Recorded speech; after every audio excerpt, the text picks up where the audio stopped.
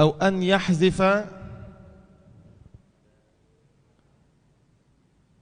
أن يحذف الأعجمي أو الأمي الحرف بالكلية، ويكثر ذلك عند الوقف. الحمد لله رب العالمين الرحمن الرحيم فين الميم؟ أين الميم؟ مالك يوم الدين إياك نعبد وإياك نستعين. لأنني أعلم في مقرأة مسجدي فجر الجمعة والسبت دائما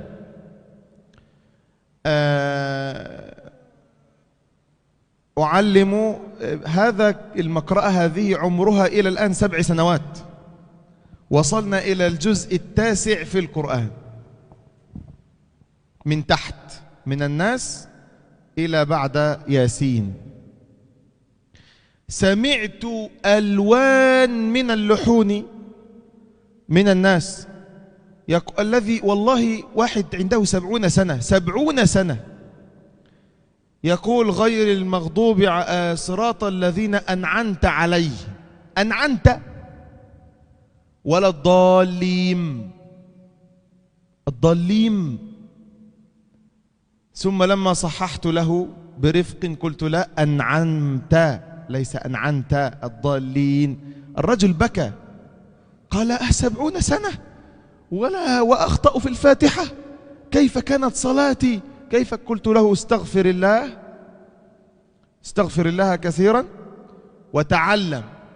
والله الرجل كان يدخل المسجد 2:00 ليلا، أعطيته مفتاح المسجد، يدخل المسجد ويصلي ويستمع إلى الحصري حتى أذان الفجر، يظل يسمع الحصري ويتعلم منه ويقرأ علي بعد الفجر. اللهم بارك. هذا الرجل كان يقرأ رحمه الله، يعني مات، كان يقرأ القرآن قراءة صحيحة، ما مات إلا بعد أن قرأ القرآن قراءة صحيحة بالمد بالغنة بالإظهار وهو رجل كبير في السن. فلا تقل ده هذا رجل كبير لا يستطيع أن يتعلم. ممكن نعلمه التجويد بالعين، نعلمه كيفية التلاوة بالتلقين والسماع. فهمتم؟ فلذلك أنتم عليكم جهد كبير، لا تكتفي بمركزك الذي أنت فيه، اذهب إلى بيوت الله، علم الناس الفاتحة. الكسائي كان مشهورا بتعليم الأميين والناس عامة فاتحة الكتاب، حتى رآه أحد تلامذته في المنام فقال له ماذا صنع الله بك يا إمام؟ قال غفر لي. قال بماذا غفر لك؟ قال بتعليم الناس فاتحة الكتاب. وهو كان إماما في القراءات وإماما في النحو والشعر، كما قال الخاقاني أخو الحذق بالقرآن والنحو والشعر، يعني أخو الإتقان، صاحب الإتقان في القرآن والنحو والشعر. لا تدري بأي آية تدخل الجنة، لا تدري بأي آية تعلمها أو تقرأها يدخلك الله بسببها الجنة، لا تدري بأي آية أنت أخلصت لله عز وجل فيها أدخلتك الجنة بسبب إخلاصك في تعليمها أو بسبب إخلاصك في قراءتها، دخلت الجنة.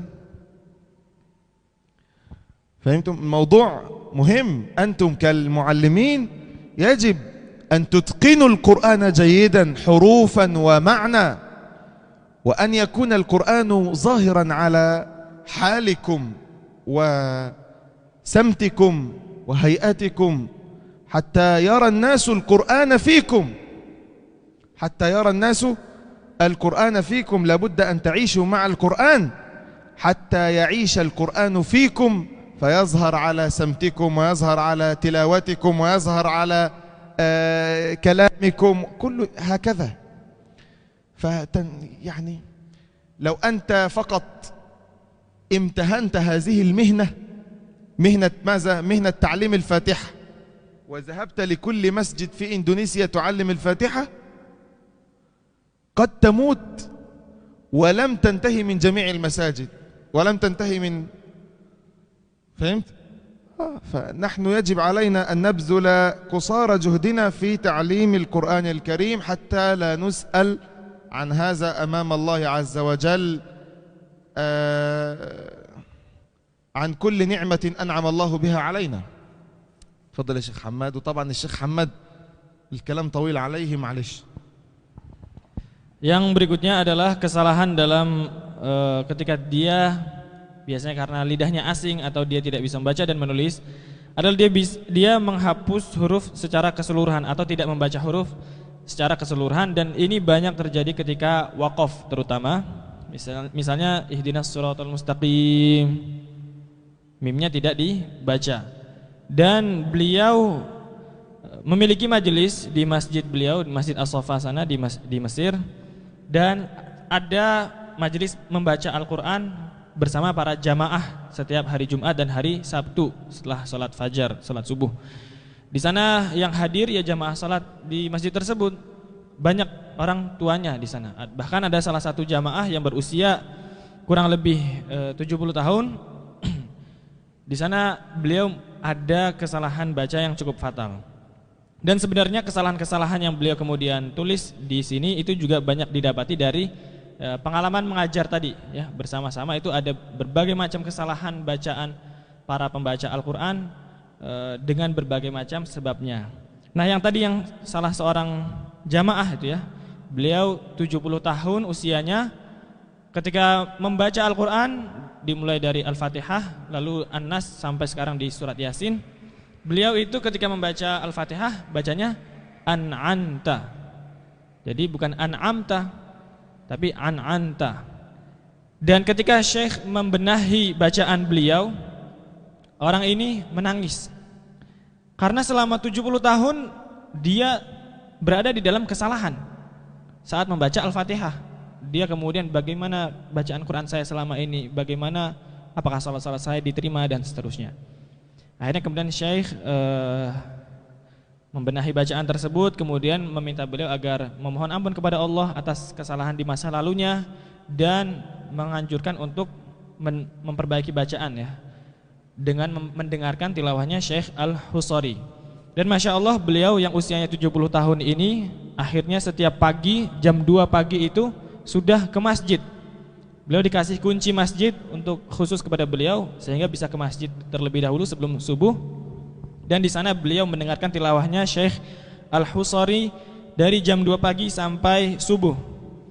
Hingga akhirnya beliau kemudian belajar terus dan beliau sekarang sudah wafat, dan tidaklah beliau wafat kecuali setelah akhirnya bacaan Al-Qur'annya menjadi sudah benar ya, seperti tilawahnya Syekh Al-Husari. Oleh karena itu bagi kita semua jangan mengira ketika misalnya kita sudah lanjut usia atau murid kita ada yang lanjut usia lantas kita menyepelekannya, karena sesungguhnya pengajaran Al-Quran ini pasti bermanfaat untuk semua dan semua bisa belajar.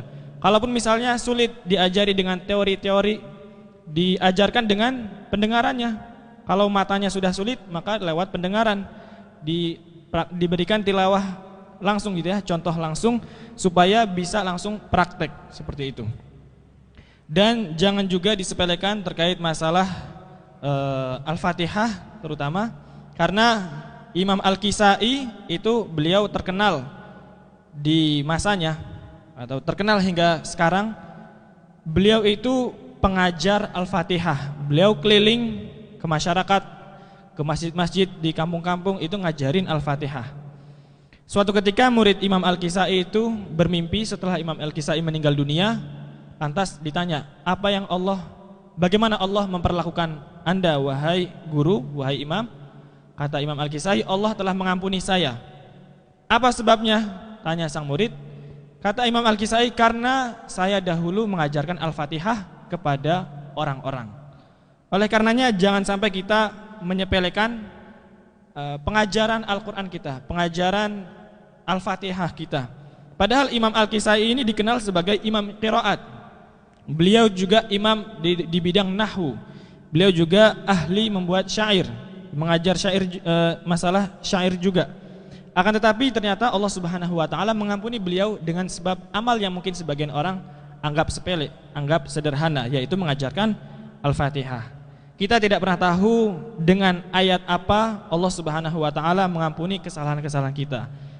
Kita tidak pernah tahu dengan di momen pengajaran apa Allah Subhanahu wa taala pada akhirnya nanti memasukkan kita ke dalam surga. Oleh karenanya jangan berhenti dalam mengajarkan Al-Qur'an dan jangan berhenti untuk mengajarkan Al-Fatihah kepada umat Islam, karena sekalipun kita menghabiskan usia kita seluruhnya untuk mengajarkan Al-Fatihah di seluruh masjid di Indonesia, kita tidak akan cukup usianya. Maka hiduplah bersama Al-Quran, hiduplah untuk Al-Quran, hingga Al-Quran itu menjadi sahabat kita di dunia dan akhirat, dan bersama Al-Quran kita masuk ke dalam surganya Allah Subhanahu wa ta'ala. Amin ya rabbal alamin.